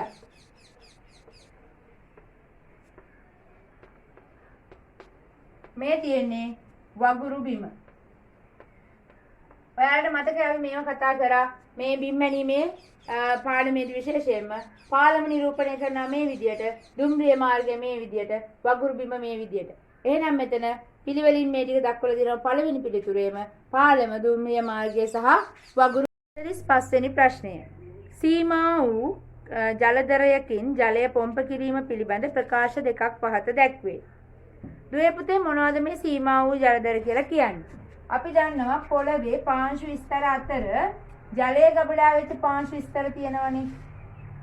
මේවට තමයි අපි ජල ප්‍රභව කියලා කියන්නේ. මේ තියෙන්නේ අපාරගාමී පාංශු විස්තර පාෂාණ විස්තර දෙකක් නම් මෙන්න මේ අපාරගාමී පාෂාණ විස්තර දෙක අතර රැඳිලා තියෙන ජලය තමයි අපි කියන්නේ සීමා වූ ජලදරයක් කියලා. මේක සීමා නොවූ ජලදර. මේක උඩින් විවෘතයිනේ. ඒකට අපි මේ ආර්ටිසියන් නොවන කියනවා. මේකට ආර්ටිසියන් ජලදරය කියලා හඳුන්වනවා. දැන් අපෙන් අහන්නේ මේ සීමා වූ ජලදරකින් ජලය පොම්ප කිරීම පිළිබඳ ප්‍රකාශ දෙකක් දැක්වෙනවද? ඒකෙන් හරි එක අහන්නේ. හරි ප්‍රකාශය. A. නැවත ආරෝපණ ශීඝ්‍රතාවය පොම්ප කිරීමේ ශීඝ්‍රතාවයට වඩා අඩු විට ජල සැපයුම අඩු වේ. නැවත ආරෝපණ ශීඝ්‍රතාවය කියලා කියන්නේ අපි මේ ජලදරයෙන් ජලය ඉවත් කරනකොට මේ ජලදරය නැවත පිරෙන්න ඕන. එහෙම වුණොත් තමයි අපිට දිගටම වතුර ගන්න පුළුවන් වෙන්නේ. අපි ජලය ඉවත් කරන වේගයටම පිරෙන්නේ නැත්නම් මොකද වෙන්නේ? ඉවත් කරන වේගයටම පිරෙන්නේ නැත්නම් මේ ජලදරයේ ජල මට්ටම අඩු වෙනවා. එහෙනම් ජලය සැපයුම අඩු වෙනවා. හරිනේ කතන්දරේ. එහෙනම් මේ ප්‍රකාශය හරි. B වලින් කියනවා භූගත ජල ලිඳෙහි පහත් ස්ථානයක පොම්පේ ස්ථාපනය කිරීමෙන් අඛණ්ඩ ජල සැපයුමක් ලබාගත හැක. මතක තියාගන්න දුවේ පුතේ මේ භූගත ජල ප්‍රභවයක ලිඳක් හැරලා අපි පොම්පේ ස්ථාපනය කරාම කේන්ද්‍රාපසාරී පොම්පයක් නම් ඒක ස්ථාපනය කරාම උපරිම චූෂණ හිස අපි කියනවා සාමාන්‍යයෙන් මීටර් 6ක් 7කට සීමා වෙනවනේ. එතකොට මේ චූෂණ හිස දැන් පොම්පේ ජල පුනරාරෝපණ වේගයට වඩා පොම්පේ ජල විසර්ජන වේගයට වඩා ජලාශයේ ජල ප්‍රභවයේ ජල පුනරාරෝපණ වේගය අඩු නම් මේ ජල ප්‍රභවයේ ලිඳේ ජල මට්ටම අඩු වෙනවා. එතකොට මෙයාගේ චූෂණ හිස ටික ටික වැඩි වෙලා මීටර් 4ට වඩා ඉක්මවුවොත් ජලය සපයන්න බැරි වෙනවා. ඒ වගේම තමයි මේ පා කපාටේ පහළට ජල මට්ටම ගියත් ජලය සපයන්න බැරි වෙනවා. ඉතින් අපි මේ පොම්පේ ලිඳේ පහළ ස්ථානයක ස්ථාපනය කරොත් මේ ගැටලු දෙකම වළක්වාගෙන අඛණ්ඩ ජල සැපයුමක් ලබා ගන්න පුළුවන්. එහෙනම් B ප්‍රකාශයත් හරි. එහෙනම් දුවේ පුතේ A සහ B ප්‍රකාශ දෙකම හරි. හැබැයි මේ දෙක අතර කිසිම සම්බන්ධයක් නැහැ. ඒ නිසා පිළිතුර වෙන්න ඕනේ A සහ B දෙකම නිවැරදි කියන එක පිළිතුර අංක 1.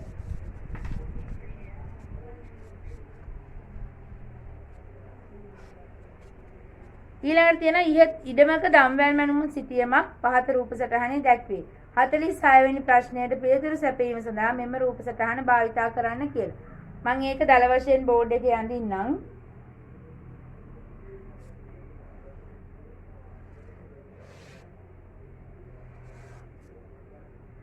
මෙතන A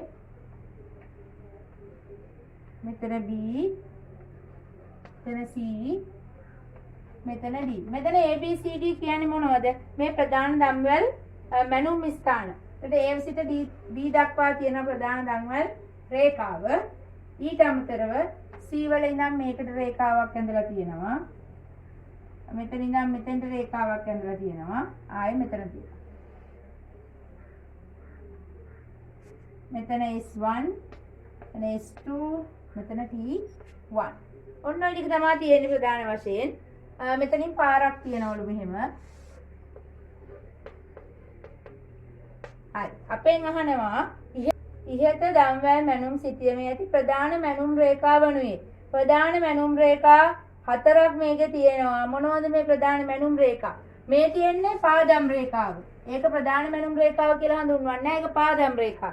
එහෙනම් ප්‍රධාන මැනුම් රේඛාව වෙන්නේ මෙන්න මේක. ඒ කියන්නේ AB. ඊට පස්සේ මේ රේඛාව BC, මේ රේඛාව CD, මේ රේඛාව AD. ඔය ටික තමයි ප්‍රධාන මැනුම් රේඛාව වෙන්නේ. බලන්න පුතේ AB, AD, BC සහ CD කියලා උත්තරේ තියෙනවා තුන්වෙනි ප්‍රකාශයේ. එහෙනම් 46 සඳහා පිළිතුර අංක 3.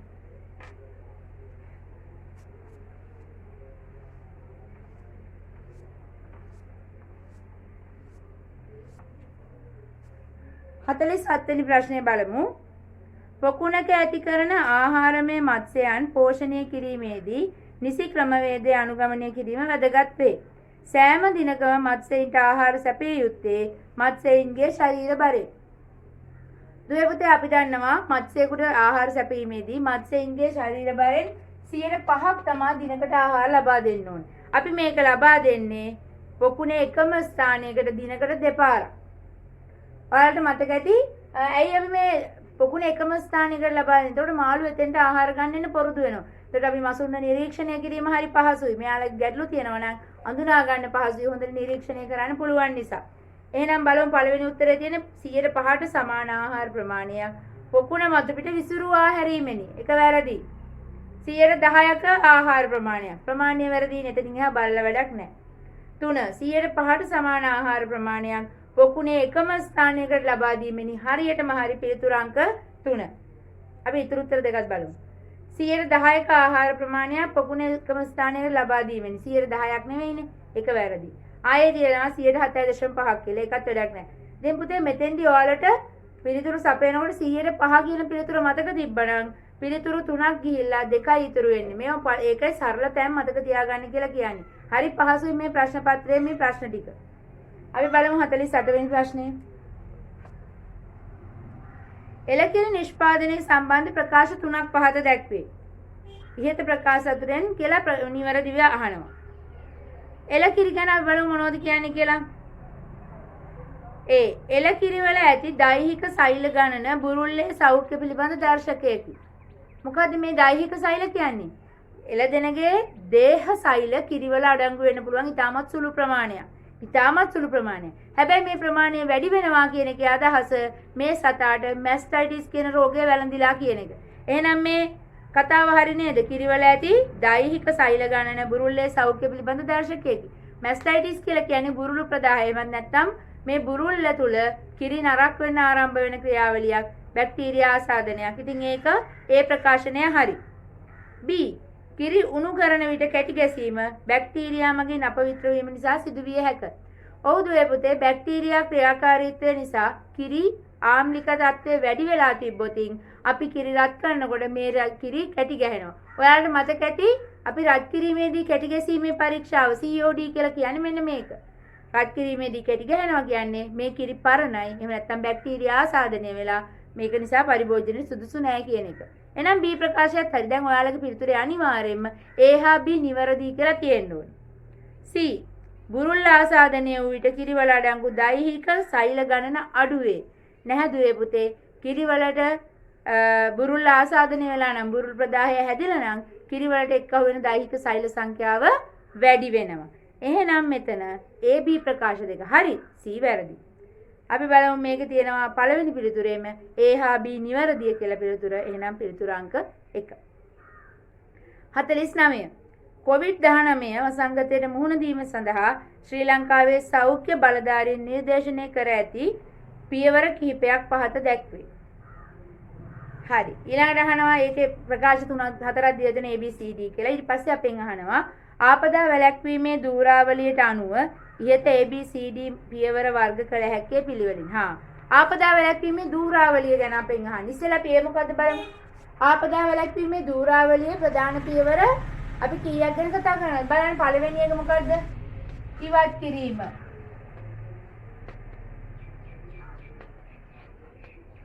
දෙක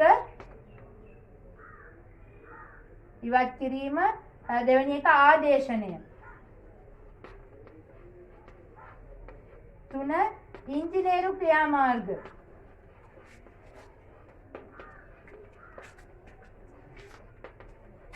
4 පරිපාලන ක්‍රියාමාර්ග. 5 පෞද්ගලික ආරක්ෂණ උපාංග. එහෙම නැත්නම් PE private නෑ PPE private protective equipment කියන එක. PPE. හරි. දැන් මෙතන කියන්නේ මේ ABCD ප්‍රකාශ මේ මොන කොටද අයිති වෙන්නේ කියලා කියන්න කියලා.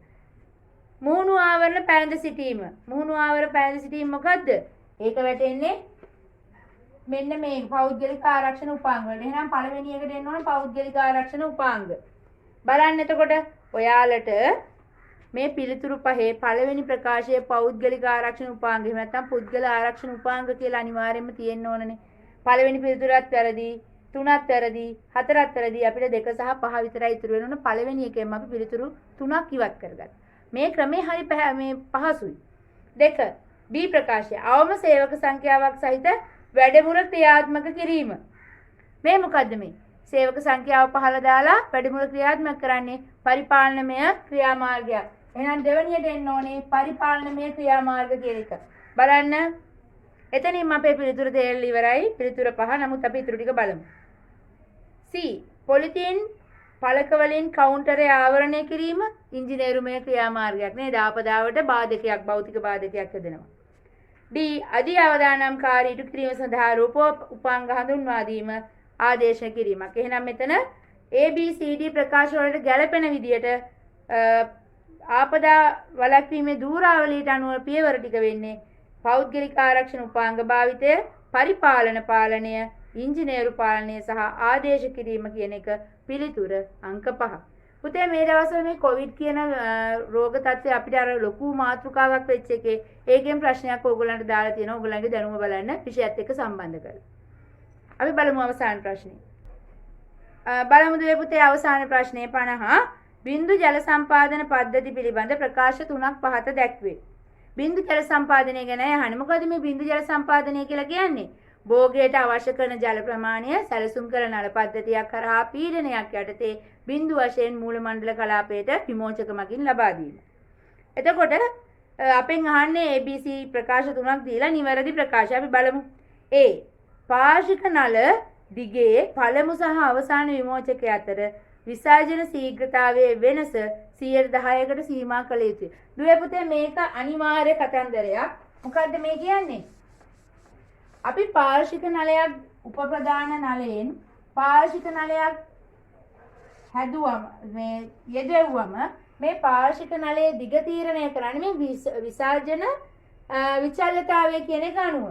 අපි පළවෙනි විමෝචකයෙන් නිශ්චිත කාලයකදී විසර්ජනය වෙන ජල පරිමාව වයින්නවා. අවසාන විමෝචකයෙන් ඒ කාලය තුලදීම විසර්ජනය වෙන ජල පරිමාව වයින්නවා. මේ පරිමා දෙක අතර පළවෙනි එකට සාපේක්ෂව 10%ක වෙනසක් විතරයි උපරිම තියෙන්න පුළුවන්. ඊට වඩා වැඩි වෙනවා නම් ඒ පාර්ශ්වික නලය එතනින් නවත්තන්න ඕනේ. 10% වෙන තැන. එහෙනම් මේ පළවෙනි ප්‍රකාශයේ 100%ක්ම නිවැරදි. පාර්ශ්වික නල දිගේ පළමු සහ අවසාන විමෝචක අතර විසර්ජන ශීඝ්‍රතාවයේ වෙනස 10%කට සීමා විය යුතුයි. හරි. එහෙනම් ඒ හරිනේ. ඒ නැති උත්තර කපලා දාන්න. B. නලයේ පිටතට සම්බන්ධිත විමෝචක බහුලව භාවිත වන්නේ සමීප පරතරයක් ඇති භෝග සඳහාය. අපි දන්නවා අපිට විමෝචක යන වර්ග දෙකක්. රිපර්ස්, ඔන්ලයින් රිපර්ස් සහ ඉන්ලයින් රිපර්ස් කියලා. ඔන්ලයින් රිපර්ස් කියන්නේ මේ නලයට පිටතින් අපිට සම්බන්ධ කරන්න පුළුවන් අවශ්‍ය තැනකට රිපර්ස්. ඉන්ලයින් රිපර් කියන්නේ ඒ නලය තුලම නිශ්චිත දුරකින් රිපර්ස් හයි කරලා එවනවා. විමෝචක හයි කරලා එවනවා. එතකොට මේ ඉන්ලයින් රිපර්ස් සාමාන්‍යයෙන් අඩියෙන් අඩිය ඒ වගේ තියෙන. එතකොට අපිට අර ළඟ පළතර තියෙන භෝග සඳහා ඒක භාවිතා කරන්න පුළුවන්. හැබැයි අපි මේ පොල් වගාවකට වගේ විශාල දුරින් හිටවන වගාවකට බින්දුතර සම්පාදනය කරනවා නම් අපි අනිවාර්යයෙන්ම භාවිතා කරන්නේ මේ ඔන්ලයින් රිපර්ස්. එහෙනම් මේ කියලා කියන කතාව වැරදි නේද? නලයේ පිටතට සම්බන්ධිත විමෝචක බහුලව භාවිත වන්නේ සමීප පරිතරයක් ඇති භෝග සඳහාය වැරදි. දුර විශාල පරිතරයක් සහිත භෝග සඳහා තමයි අපි ඔන්ලයින් රිපර්ස් භාවිතා කරන්නේ. එහෙනම් B ප්‍රකාශයේ වැරදිනේ. B තියෙන උත්තර කපලා අයින් කරන්න. දැන් උත්තර දෙකයි ඉතිරි. C. සියලුම ජල සම්පාදන ක්‍රම අතර බින්දු ජල සම්පාදනයේ ජලය යෙදීමේ ඉහළම ඒකාකාරී බවක් දක්වයි. හරියටම හරි. බින්දු ජල සම්පාදන පද්ධතියේ අපි નિયમિતව ගණනය කරපු ජල ප්‍රමාණය નિયમિત ප්‍රමාණයට මූල මණ්ඩලයට ලබා දීමක් කරනවා. ජල විමෝචනය කිරීම එහෙම නැත්නම් ජල යෙදීමේ ඒකාකාරී බව උපරිමයි බින්දු ජල සම්පාදන පද්ධතිය. එහෙනම් ඒ හා C ප්‍රකාශ නිවැරදි. අපෙන් අහන්නේ ඉහත ප්‍රකාශ අතරින් නිවැරදි වනුයේ A සහ C පමණි. පිළිතුර අංක 5. ඉතින් දුවේ පුතේ අපි මේ 2021 වර්ෂයේ බහුවර්ණ ප්‍රශ්න පත්‍රයේ ප්‍රශ්න 50ම සාකච්ඡා කළා ඉවරයි. ඕගොල්ලන්ට සාකච්ඡා කරයින් පස්සේ හිතන නැති නේද හරිම ලේසි මේ පේපර් එක කියලා. ඔව් දුවේ පුතේ මේ පාර ඕගොල්ලන්ට ලැබිලා තියෙන බහුවර්ණ ප්‍රශ්න පත්‍රය හුඟක්ම ලේසි බහුවර්ණ ප්‍රශ්න පත්‍රයක්. ඉතින් අපි බලමු නේද මේ ඕගොල්ලන්ට මේ ප්‍රශ්න ටික මම හිතනවා පැහැදිලි වෙන්නේ නැති කියලා. ගැටලු මොනවා හරි තියෙනවා නම් ඕගොල්ලන්ට පුළුවන් මට පයින්දියක් මෙසේජ් එකක් එවලා ඒවා විසඳ ගන්න. එහෙනම් දුවේ පුතේ ඕගොල්ලෝ හැමෝටම සුබ දවසක්.